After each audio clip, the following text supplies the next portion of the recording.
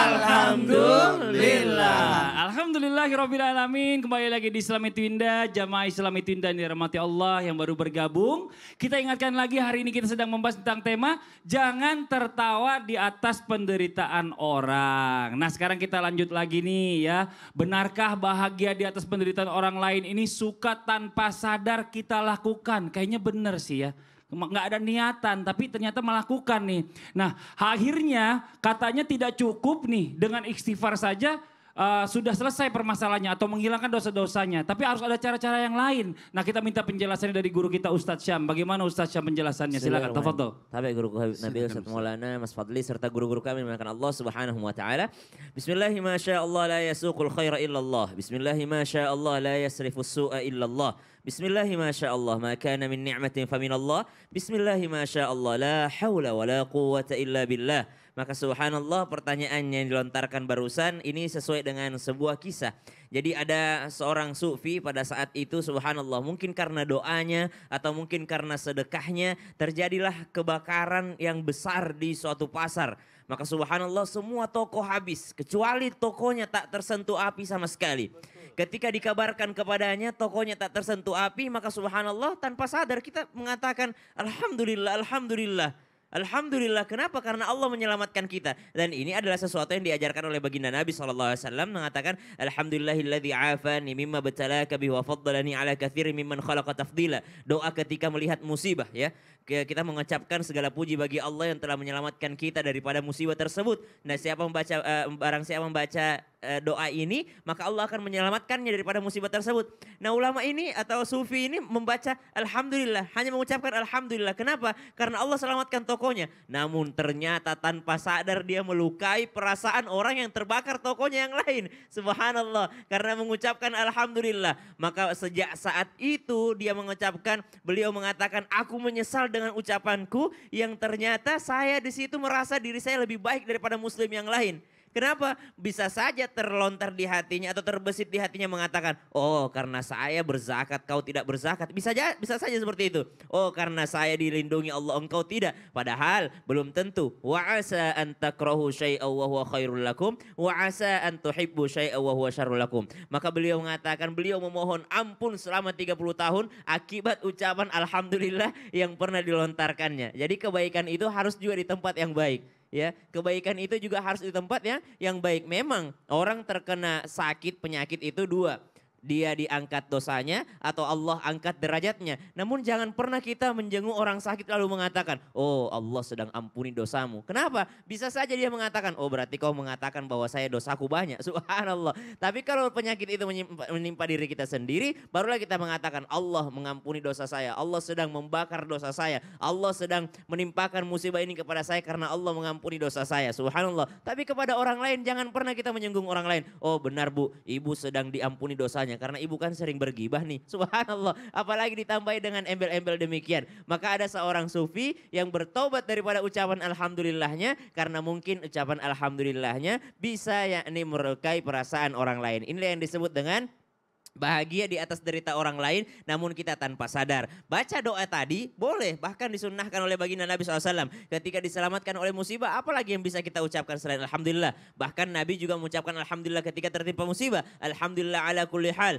Kalau diberikan nikmat Nabi membaca alhamdulillahilladzi bi ni'matihi tatimmus shalihat. Kalau melihat orang lain terkena musibah alhamdulillahilladzi afani mimma batalaka bi wa faddalani ala katsirin mimman khalaqa tafdila. Namun ada adabnya. Jangan sampai memperdengarkan ucapan syukur ini terhadap orang yang sedang terkena musibah. Ya Allah, ada yang meninggal dunia, suami saya meninggal dunia, langsung mengucapkan alhamdulillah suami saya masih sehat. Jangan seperti itu. Kenapa? Bisa merusak yakni menyakiti perasaan orang lain yang sedang terkena musibah. Maka kita senantiasa mengucapkan langsung ketika mendengar musibah itu istirja, inna lillahi wa inna ilaihi raji'un. Segalanya milik Allah dan akan kembali kepada Allah. Alhamdulillahnya cukup didengarkan oleh diri sendiri sendiri saja. Kenapa? Karena takut, bahaya, khawatir, menyakiti perasaan orang yang terkena musibah. Wallahu ta'ala alam. Subhanallah. Jadi kita bicara masalah alhamdulillah aja harus ada waktu yang tepat. Ada adab-adabnya. Dan juga kalau bisa dipilih antara kata-kata yang dilafazkan ada yang di dalam hati. Jadi supaya orang gak tersinggung untuk masalah ini. Masya Allah ya luar biasa. Begitu aja masih salah itu tuh.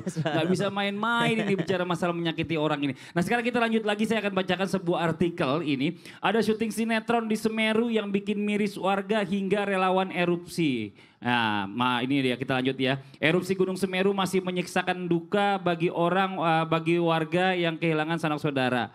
Namun ada sejumlah pihak yang dinilai memanfaatkan kondisi demi komersialisasi.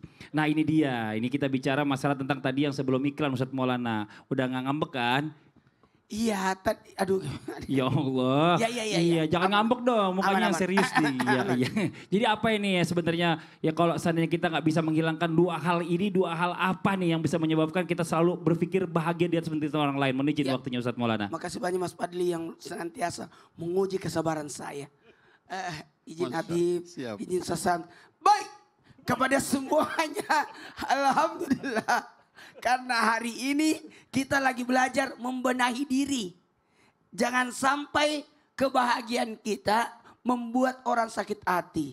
Makanya saya berusaha untuk hidup sederhana. Coba jamaah yang seandainya lihat mobil saya di Jakarta itu luar biasa. Namanya Huluk. Supaya saya tidak bahagia di atas penderitaan orang. Nah, kalau yang tadi, persoalan yang tadi mudah-mudahan kita bisa menyikapi dengan baik. Karena mohon maaf, ada dua yang menyebabkan kita termasuk orang yang susah. Dalam artian dapat penyakit, mati hatinya, timbul kesombongan. Bahkan bisa yang tadi dijelaskan oleh Habib Nabil tadi, Masya Allah. Apa itu? Yang berkaitan tentang terjadinya sifat kemunafikan. Dua ini adalah yang pertama, yang berbicara tentang permusuhan yang selalu menyala. Ingat, ketika permusuhan selalu menyala, tidak akan pernah bahagia lihat orang bahagia. Apa itu? Pasti uangnya bukan halal. Orang bermusuhan itu tidak ada kebaikan dilihat. Semua yang dilihat kebencian aja. Kalau orang bermusuhan itu, mohon maaf, kalau terjadi permusuhan, maka tidak akan ada habis-habisnya. Pasti dia akan mencari kekurangan orang lain. Apalagi, mohon maaf, adanya permusuhan ini menyebabkan orang tidak akan melihat kebaikannya. Bahkan kebaikan sedikit kecil apapun itu tidak akan dilihat. Orang yang beriman tidak akan melakukan itu. Apa itu? Orang yang mengaku beriman senantiasa menjaga perasaan orang. Sehingga mohon maaf, malaikat diberitakan oleh Allah untuk senantiasa mengampunkan dosa orang yang melakukan kebaikan. Kecuali orang yang masih ada dendam. Mohon maaf. Ada lagi. Yang kedua, adanya kebencian yang terus dijaga. Mohon maaf, usahakan maafkan orang lain sehingga tidak akan ada timbul perasaan untuk bahagia di atas penderitaan orang. Karena kenapa? Orang beriman tidak akan melakukan itu juga. Apa itu? Kesombongan yang merendahkan orang lain. Kenapa? Menganggap dirinya lebih baik daripada orang lain. Maka setiap atas apapun yang dilakukan orang lain itu tidak ada nilainya di matanya. Itu dianggap baru belajar. Baru belajar. Masih banyak kesalahan. Bahkan mohon maaf, astagfirullahaladzim, mudah-mudahan tidak terjadi pada diri kita. Ketika ada orang berdakwah masih muda. Siapa sih dia? Masih muda. Ini khawatir kita. Dia itu orang yang Allah berikan kebaikan. Tidak gampang sebenarnya. Mohon maaf, tadi di segmen sebelumnya ada orang, mohon maaf, berjuang untuk nasibnya. Tapi apa yang terjadi? Mereka tertawa di atas penderitaan orang lain. Tidak usah jauh-jauh, saya kasih contoh keseharian. Kita jarang belanja. Kalau ada di pinggir jalan itu asongan-asongan, belilah. Belilah. Kenapa?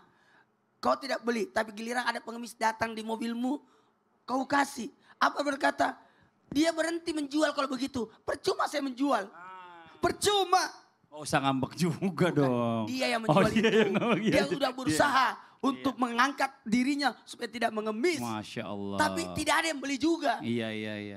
Nggak usah curhat ya, sabar ya. Bukan Oh, saya. iya. Sabar, kayak bapak curhat mulu. Sabar. Oke, baik. Wah gitu ya kan. Saya akan lanjutkan Ustadz Maulana. Ya, buat jamaah Islami Tinda yang ada di rumah ini Masya Allah sudah ada beberapa pertanyaan yang masuk. Yang langsung kita minta jawaban dari guru-guru kita. Ya, di segmen Tanya Dong Ustadz. Kami semua tanya dong Ustaz. Oke, kita masuk ke pertanyaan yang pertama dari Lido302. Assalamualaikum Pak Ustadz. Mohon pencerahannya. Bagaimana orang bisa sebegitu tega bahagia melihat kita menderita dan tersiksa seperti wanita yang menggoda suami orang. Padahal ia tahu laki-laki tersebut telah beristri. Nah ini Ustadz Syam nih ya. Jangan-jangan Iya. yang lagi marah di sinetron-sinetron itu ya. Ada tuh waktu itu sempat Ada layangan putus-putusnya. tus. Subhanallah. Maka jikalau dikatakan bagaimana mungkin bisa, ini termasuk di antara sesuatu yang harus kita jaga. Makanya dalam Al-Quran ada surah yakni Muawwidzatain. Qul a'udzu birabbil falaq min syarri ma khalaq. Kita berlindung kepada Allah yang menguasai langit dan bumi dari kejahatan ma khalaq. Makhluknya Allah. Kenapa? Karena ternyata kadangkala makhluknya Allah itu tidak berniat jahat. Tapi kita merasakan kejahatannya. Orang nanam padi nih, ada tikus yang datang. Kira-kira tikus itu niat jahat nggak? Nggak niat jahat karena memang makanannya. Orang nanam gitu ya, tiba-tiba ada sapi yang nginjek tanamannya. Kira-kira sapinya niat jahat? Nggak niat jahat, tapi memang lewat di situ, subhanallah. Kita punya, misalnya ibu punya suami, tiba-tiba digoda oleh wanita lain. Apakah itu dia berniat jahat? Mungkin saja dia tidak berniat jahat. Tapi karena memang subhanallah kita berlindung kepada Allah dari segala jenis kejahatan. Maka ibu silahkan yang seperti ini wa'ashiruhunna bil ma'ruf. Maka ibu berbicarakan dengan ma'ruf, muasyarahkan dengan ma'ruf. Yang kedua bacakan ayatul kursi. Apa itu ayatul kursi? Ayat penjaga. Jangan terlalu posesif. Kenapa? Karena kita nggak bisa 24 jam menjaga yang namanya pasangan kita. Yang bisa menjaga manusia 24 jam tanpa lelah, tanpa henti, tanpa tidur, tanpa ngantuk hanyalah Allah Subhanahu wa taala, dan ini termaktub di dalam surah ayat atau yang namanya ayat ayatul kursi. Wallahu taala alam. Terima kasih banyak Ustadz Syam. Ya mudah-mudahan tadi buat Mbak Li.302 sudah terjawab ya. Dari pertanyaannya kita masuk ke pertanyaan yang berikut. Ini dari @jangan sebut nama _12. Ya, namanya udah gitu ya, saya nggak sebutin nama. Oke, Assalamualaikum Habib. Izin bertanya. Saya punya 2 bibi ipar. Mereka itu tidak akur. Terus bibi saya yang pertama ini dia diselingkuhin sama suaminya. Sedangkan bibi saya yang kedua malah berteman sama pelakor yang menghancurkan rumah tangga bibi saya yang pertama. Dan nauzubillah bibi saya yang kedua ini terlihat sangat bahagia kalau rumah tangga bibi saya yang pertama ini berantakan.